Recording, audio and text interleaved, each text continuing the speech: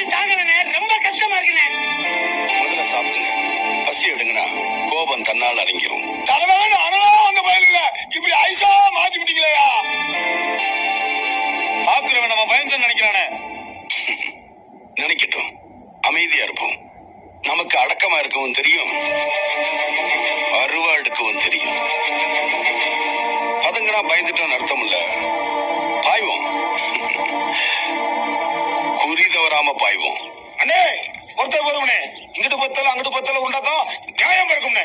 வன்முறைக்கு வன்முறை பதில் இல்லையா? நாம அடிச்சா ஒரு அர்த்தம் இருக்கணும். திருவிழா பிரச்சனையை நான் பாத்துக்கிறேன், நிம்மதியா சாப்பிடுங்க. ஏய், அதான் மாப்பிள்ள சாப்பிட சொல்லிட்டார்ல, வகுத்துக்கு சாப்பிடுங்கப்பா. வணக்கம் மாப்பிள்ள.